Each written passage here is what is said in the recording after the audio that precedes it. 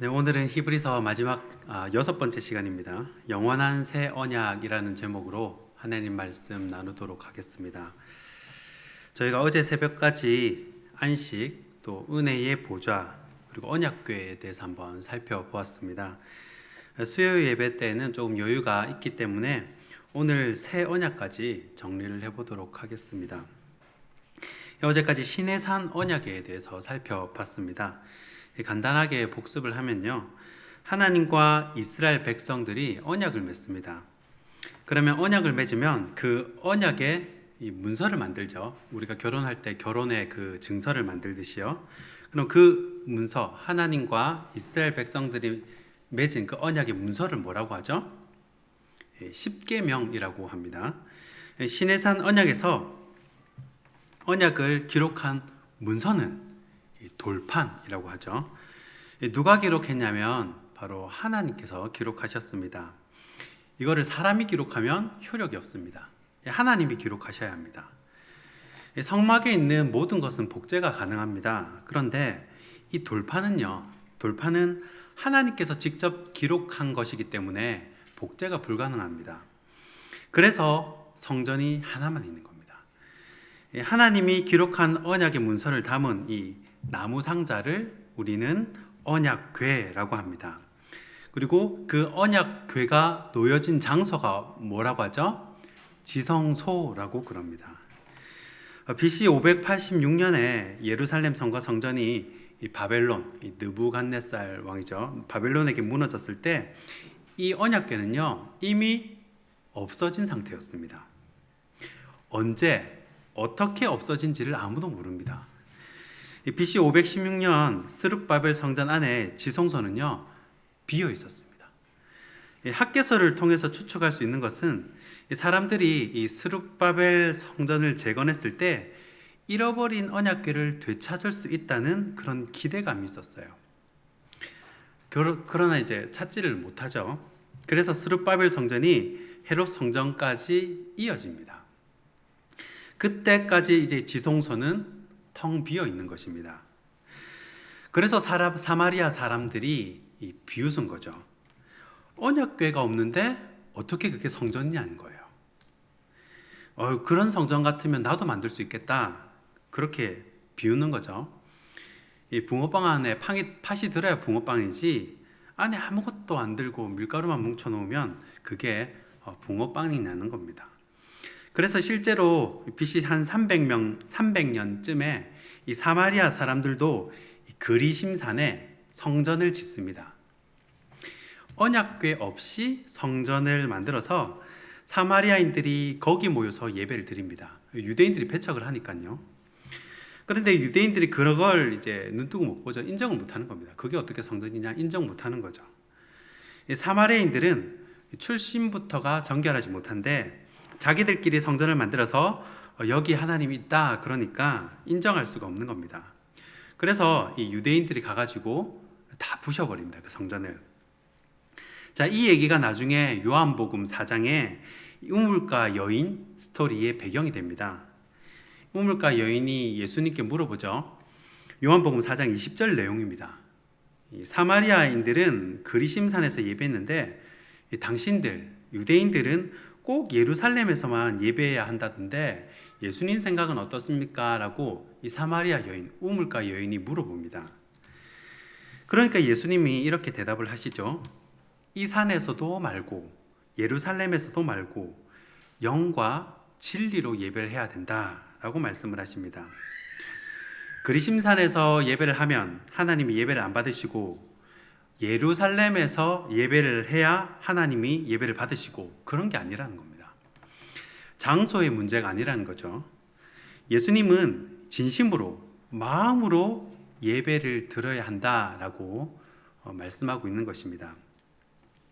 잠시 저의 얘기를 하자면요, 제가 처음 사역할 때 예배 형식에 대해서 굉장히 관심이 많았습니다. 그래서 그때 3, 4학년 초등부를 맡았었는데 10시, 12시, 2시 이렇게 이제 세 번의 예배를 드리는데 제가 12시를 맡았습니다. 12시 예배가 이제 아이들이 가장, 학부모가 많이 오니까요, 아이들이 가장 많이 오고 한 300명 정도가 이렇게 모였어요. 그때 제가 어린이 그 선교 단체에 있는 뭐 펜머스라든지 파이디온이라든지 와큐키즈, 뭐 어린이 전도협회 이런 선교 단체 프로그램을 다 섭렵을 했어요. 전국에 어린이 설교하시는 목사님들, 인터넷 뜨는 목사님 다 들어봤습니다. 웬만한 분은 다 들었죠. 그런데 그렇게 해가지고 이제 예배를 굉장히 세련되게 세팅을 했습니다. 일단 뭐 어린이 제목부터 초성으로 만들어가지고 큐맨이라고 이제 연극을 하는 스텝이죠. 해가지고 힌트를 줘가지고 제목을 맞추게 하고 아이들 흥미를 유발하는 거죠.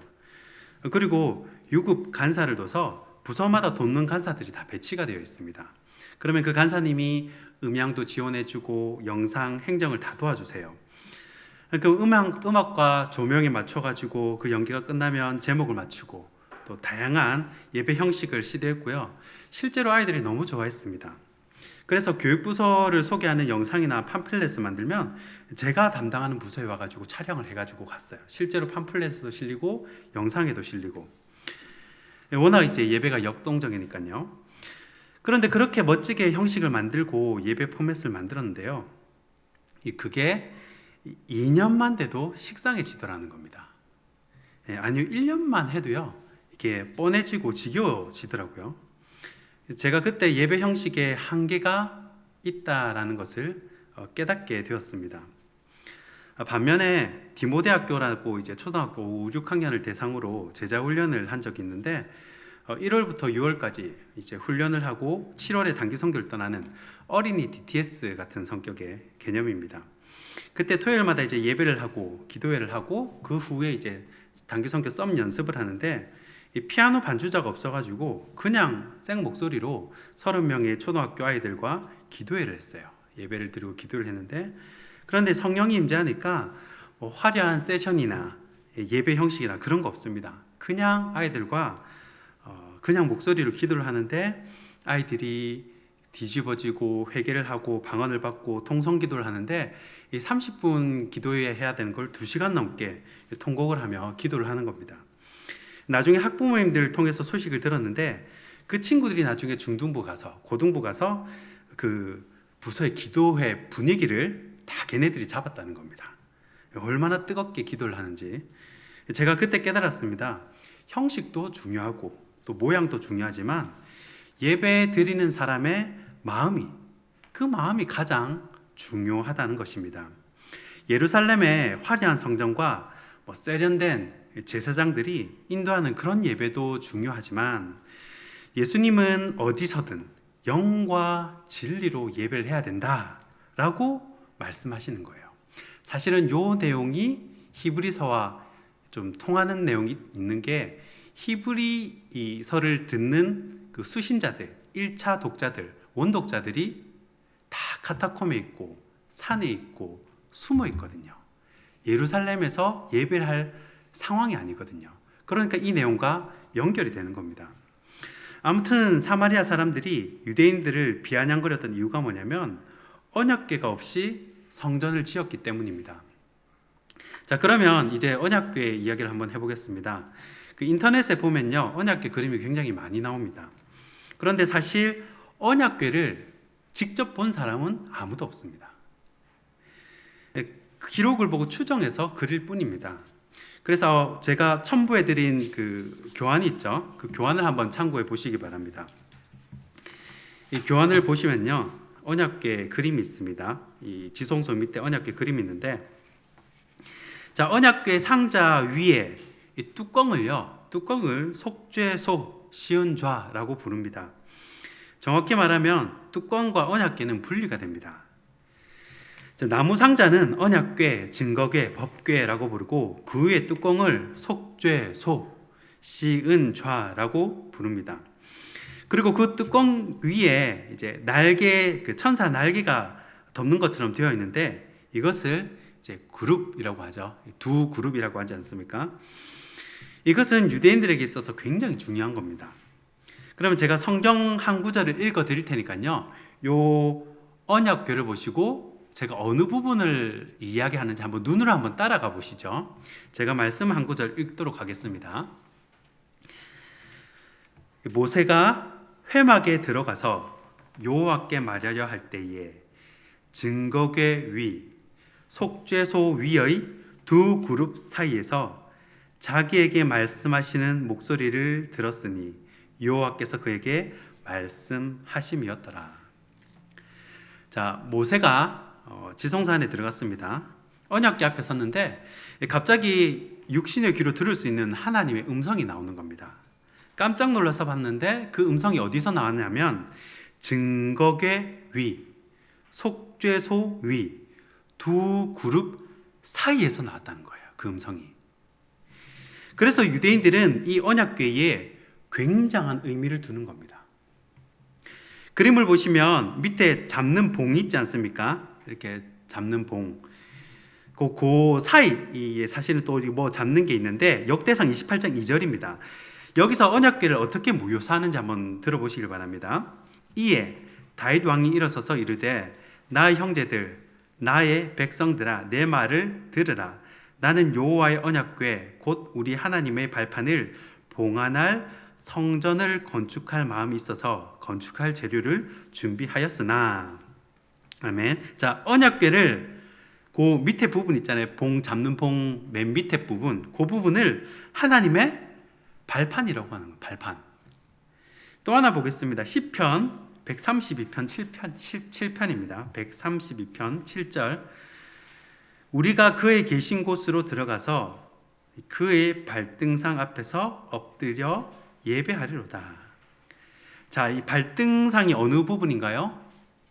언약궤 밑부분입니다. 밑부분. 시편 99편 1절입니다. 시편 99편 1절. 너희는 여호와 우리 하나님을 높여 그의 발등상 앞에서 경배할지어다. 그는 거룩하시도다. 자, 발등상이 어느 부분인지 이제 확실하죠. 언약궤의 아랫부분을 말합니다. 왜 그렇게 생각하는가? 시편 99편 1절에 있습니다. 여호와께서 다스리시니 만민이 떨 것이요 여호와께서 그룹 사이에 좌정하시니 땅이 흔들릴 것이로다. 아멘. 자, 여기 그룹이 언약궤 위의 그룹을 말합니다. 여기 말씀에서 그룹은 언약궤 위의 그룹이에요. 자, 여호와의 음성이 그룹 사이에서 나왔고, 이 말씀이요, 이 말이 성경, 구약 성경 곳곳에 나오는데 그 교환에 제가 적어놨습니다. 출애굽기 25장 22절, 민수기 7장 89절, 사무엘상 4장 4절, 역대상 13장 6절 이렇게 쭉 여러 부분에서 이 여호와의 음성이 그룹 사이에 나왔고 이 말이 기록되어 있어요. 자, 그 그룹 사이가 어디냐면 바로 언약궤입니다. 그래서 유대인들은요, 이 언약궤를 어떻게 생각을 하냐면 이 하나님의 엉덩이가 두 그룹의 이 날개 사이에 깔고 앉는다고 생각을 하는 거죠. 이 그룹의 날개가 이렇게 있죠, 언약궤 위에. 그 위에 하나님의 엉덩이를 딱 깔고 앉는다고 생각을 하는 겁니다. 그래서 하나님의 발이 언약궤, 거기 날개 위에 엉덩이를 깔고 앉으면 발이 어디 오겠습니까? 언약궤 밑부분에 오겠죠. 그래서 유대인들끼리는요, 언약궤 밑부분을 여호와의 발판, 발등상이라고 부르고 이 언약궤를 여호와의 보좌라고 부릅니다. 그래서 여기 교환에 보면 The Ark of the Covenant라고 적혀 있죠. 이 여호와의 보좌 위에 Mercy Seat 이렇게 되어 있습니다. 여호와의 보좌라고 부르는 겁니다. 그러니까 언약궤를 부르는 유대인들만의 이 전통적인 별명이 뭐냐면 바로 여호와의 보좌입니다. 왜냐하면 모세한테 들었을 때 하나님의 음성이 거기서 나왔다는 거예요. 나 여호와는 두 그룹 날개 사이에 좌정하신다라고 말을 하는 겁니다. 언약궤 밑에 부분을 여호와의 발판, 또 발등상이라고 부른다고 그랬죠. 그래서 유대인들은 하나님의 엉덩이가 이 두 그룹 날개 사이를 깔고 앉는다고 이렇게 생각을 하는 겁니다. 그래서 유대인들이 그린 언약궤 그림을 보면요, 대부분 이 그룹의 날개가 이렇게 수평으로 되어 있습니다. 그런데 이제 유럽 사람들 여기에 좀 미적 감각을 더해가지고 이 날개를 약간 이렇게 뾰족하게 이렇게 해놨어요. 그러면 이제 앉기가 조금 불편할 수도 있겠죠. 물론 언약궤를 본 사람은 아무도 없습니다. 추정해서 그럴 뿐이죠. 그런데 문제는 유대인들은 하나님의 이름을 부를 수가 없습니다. 그래서 하나님의 이름을 대신할 다른 단어를 씁니다. 뭐 하늘 아니면 헤세드, 은혜라는 단어입니다. 그래서 언약궤를 부르는 또 다른 이름이 바로 은혜의 보좌라는 것입니다. 자, 히브리서 4장 16절입니다. 그러므로 우리는 긍휼하심을 받고 때를 따라 돕는 은혜를 얻기 위하여 은혜의 보좌 앞에 담대히 나아갈 것이니라. 아멘. 이렇게 말씀을 할 때 은혜의 보좌는 바로 언약궤를 의미한다는 겁니다. 자, 정리를 하면요, 여호수아는 이스라엘 백성을 가나안 땅에서 인도함으로 이 가나안 땅에서 안식을 주었습니다. 예수님은 은혜의 보좌, 언약궤 앞으로 인도함으로 거기서 안식을 주었습니다. 그래서 예수님이 주시는 완벽한 안식을 얻기 위해서 우리가 나아가야 할 곳이 어디입니까? 바로 언약궤라는 거예요. 자, 그런데 문제는 언약궤가 없다라는 겁니다. 어디 있는지 아무도 모른다는 거예요. 이 BC 931년에 솔로몬이 죽습니다. 그래서 남유다와 북이스라엘로 갈라지게 되죠. 북이스라엘은 722년에 아수르에 의해서 멸망을 당합니다. 남유다는 586년에 바벨론에 의해서 멸망당하죠. 이때 이 언약궤가 사라집니다. 지금까지 못 찾았습니다. 그러면 언약궤가 없는 거지 않습니까? 그래서 히브리서가 어려운 겁니다. 도대체 언약궤가 어디 있냐는 거예요. 그래서 필요한 구절이 바로 예레미야 31장 31절의 이 새 언약입니다.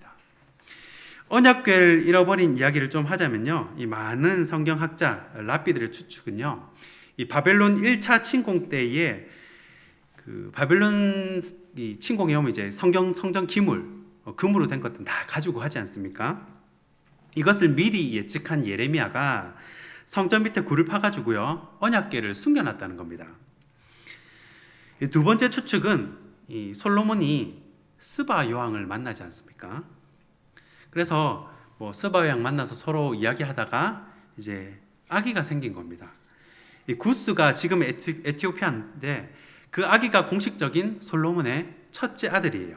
그러니까 이스라엘 신학자도 인정을 하고 에티오피아 신학자들도 인정하는 부분이라고 합니다.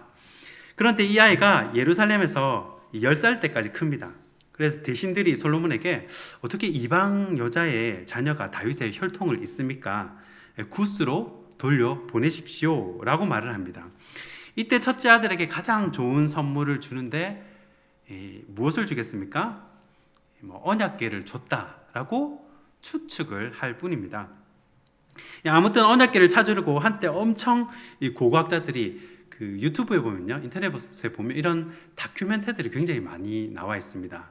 그런 다큐멘터리를 되게 좋아하는데 이런 것을 모티브로 만든 영화가 바로 인디아나 존스예요. 옛날에 우리 많이 봤던. 아무튼 언약궤는 잃어버리게 됩니다. 그런데 히브리 기자는 언약궤 앞으로 나아가자라고 말을 하는 겁니다. 중요한 거는 언약궤를 잃어버린 시점, BC 586년을 기점으로 하나님의 이 예언의 말씀이 바뀌어버리게 됩니다. 그 이전에는 신명기가 모든 이 성경 해석의 중심이었는데 성전이 무너지고 난 다음에 쏟아진 이 예언의 말씀은 완전히 다른 거예요. 그것이 바로 에스겔서, 다니엘서, 예레미야서입니다. 그래서 히브리서가 그 예레미야서를 가지고 오는 거예요. 예레미야 31장 31절입니다. 3.1 외우기 쉽죠? 전국에 있는 3.1교회 이름의 근원이 3.1절이 아니고 예레미야 31장 31절이라고 합니다. 3.1 자, 예레미야 31장 31절 봉독해 드리겠습니다. 여호와의 말씀이니라. 보라, 날이 이르리니 내가 이스라엘 집과 유다 집에 새 언약을 맺으리라. 자, 하나님께서 새 언약을 맺겠다고 하십니다. 자, 새 언약이 있다는 것은 무슨 언약이 있다는 것입니까? 옛날의 언약, 구언약, 옛 언약이 있다는 것입니다. 자, 32절입니다. 이 언약은 내가 그들의 조상들의 손을 잡고 애굽 땅에서 인도하여 내던 날에 맺은 것과 같지 아니할 것은 내가 그들의 남편이 되었어도 그들이 내 언약을 깨뜨렸음이라 여호와의 말씀이니라. 아멘. 자, 옛 언약은 조상들의 손을 잡고 애굽 땅에서 인도해 내던 날에 맺은 시내산 언약을 말합니다. 그런데 이제 새 언약은 그 옛 언약과 다르다는 것입니다. 옛 언약과 새 언약이 어떻게 다른지 한번 비교해 보시기 바랍니다.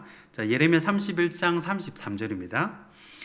그러나 그날 후에 내가 이스라엘 집과 맺을 언약은 이러하니 곧 내가 나의 법을 그들의 속에 두며 그들의 마음에 기록하여 나는 그들의 하나님이 되고 그들은 내 백성이 될 것이라. 여호와의 말씀이더라. 아멘. 자, 어떻게 다릅니까?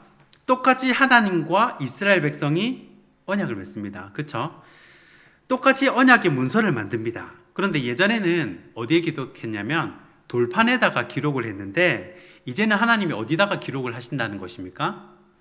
마음에다가 기록을 하신다는 거예요. 그리고 누가 기록하십니까? 하나님이 기록하신다는 겁니다. 자, 옛 언약에서는 그 문서를 가지고 있는 나무 상자를 뭐라고 했죠? 그 문서를 십계명을 가지고 담고 있는 나무 상자를 뭐라고 불렀습니까? 언약궤라고 불렀습니다. 그런데 새 언약에서는 하나님이 기록하신 새 언약을 사람의 마음에 기록하고 품게 된 것입니다. 자, 그러면 사람이 뭐가 되는 거예요? 사람이 언약궤가 되는 것입니다. 이것이 바로 새 언약의 핵심이라는 거예요. 자, 옛 언약에서 언약궤는 나무 상자였지만 이 언약이 바뀌면서 이제는 사람 자체가 언약궤가 되는 것입니다. 단 모든 사람이 그렇게 되는 것이 아니라 하나님이 기록하신 이 언약의 문서를 품고 있어야 됩니다. 가지고 있어야 되죠. 하나님이 기록하신 말씀이 없으면 그것은 언약궤가 아닌 겁니다. 그러니까 하나님이 기록하신 마음을 가지고 있는 사람이 언약궤가 되는 것입니다. 성령께서 인치신 사람, 그 말씀을 내 안에 가지고 있는 사람이 바로 언약궤인 거죠. 자, 그러면 언약궤가 놓여져 있는 곳, 언약궤를 놓는 곳을 우리가 뭐라고 부릅니까? 그 장소를? 그렇죠. 지성소라고 부르죠. 자, 새 언약에서는 그 사람이 있는 곳도 바로 지성소가 되는 것입니다. 우리가 말씀을 듣고 공부할 때도 어떤 사람은 교회에서 할 수도 있고요. 또 어떤 사람은 집에서 하는 사람이 있고요. 또 어떤 사람은 카페에서 하는 사람도 있습니다. 그런데 내가 어디 있든지 간에 내 안에 하나님이 기록하신 그 마음이 있다면, 이 성령의 도장, 인치심이 있다면, 예수 그리스도를 구주로 믿는, 그리스도로 믿는 믿음이 있다면 내가 있는 곳은 다 무엇이 된다는 것입니까? 지성소가 된다는 것입니다. 이제는 언약이 달라졌습니다. 그러면 이 때를 따라 돕는 은혜를 얻기 위해서 은혜의 보좌 앞으로 나아가자라고 히브리서 기자가 말하잖아요. 그러면 내가 언약궤라면 어디 찾아갈 필요가 있습니까? 없습니까? 없다는 거예요. 내가 언약궤라면 심지어 이 사도 바울처럼 감옥에 있다 하더라도 그곳에서 안식을 누릴 수 있다는 것입니다. 실제로 히브리서를 읽는 1차 독자들은 대부분 이 로마 감옥에 갇혀 있든지 카타콤에 숨어 지내든지 광야 바위 틈에 혹은 산속에서 로마 병사들을 피해 가지고 숨죽여 사는 사람들입니다. 예루살렘에서 예배를 드릴 여건이 사정이 안 되는 사람들입니다. 그 사람들에게 히브리 기자가 이렇게 이야기를 하는 것입니다. 내가 언약궤라면 그리스도를 구주로 믿는다면 카타콤 동굴 속에 숨어 살더라도 예수님이 주시는 안식을 누릴 수 있다는 것이 바로 히브리서 기자의 핵심이라는 겁니다. 그런데 조건이 있죠. 그 조건이 뭡니까? 내가 언약궤가 되기 위해서 필요한 것이 있습니다. 그것이 바로 히브리서가 강조하는 믿음이라는 거예요. 성경마다 강조하는 게 있거든요. 야고보서는 이 행동, 행위를 강조하고, 요한 1, 2, 3서는 사랑을 강조하고, 사랑의 사도라 그러죠. 히브리서는 이 믿음을 강조한다는 거예요. 예수님을 그리스도로 믿는 믿음이 있으면 어떤 특정한 장소에 가지 않더라도 예수님이 주시는 안식을 누릴 수 있다는 것입니다. 그렇기 때문에 내가 언약궤라면 내가 매일 가는 직장, 그리고 집, 카페, 교회, 그 모든 것이 지성소가 되는 거예요. 내가 내일 아침에 직장에 출근해요. 내가 출근하고 문을 열고 내가 사무실로 딱 들어가는 순간 내가 거기에 갔기 때문에 그곳은 뭐가 되는 것입니까? 지성소가 된다는 것입니다. 그렇기 때문에 아무리 삐까뻔쩍한 교회를 가도요, 또 용하다는 그런 기도원에 가도 하나님을 믿는 믿음이 없으면 안 된다는 거죠. 장소의 타이틀이 거룩을 보장해 주지는 않습니다. 하나님의 임재를 보장해 주지 않는다는 것입니다. 오직 예수님을 믿는 믿음이 보장해 준다는 것입니다. 여러분, 믿음 위에는 되지가 않습니다. 그래서 그 평안을 누리라는 것입니다. 말씀을 마무리하겠습니다. 이 지성소가 되기 위해서 가장 필요한 것이 바로 언약궤입니다. 이 언약궤가 없으면 지성소가 될 수가 없습니다. 그런데 내가 어떤 곳을 지성소로 만들길 원한다. 그러면 어떻게 하면 되겠습니까? 내가 그곳에 가면 되겠죠. 그게 바로 선교입니다. 땅 밟기 하러 간다, 뭐 그렇게 하죠. 그렇기 때문에 여러분이 지성소로 만들고 싶은 장소가 있다면 내가 가면 됩니다. 여러분이 가시면 됩니다. 여러분의 발이 들어가는 순간 그곳은 바로 지성소가 되는 것입니다. 그리고 그것을 가능케 하는 것이 바로 믿음이라는 것입니다. 그 믿음을 붙들고 어느 곳을 가시든 매일의 삶에서 승리하시는 저와 여러분이 되길 주님의 이름으로 축원합니다. 기도하겠습니다.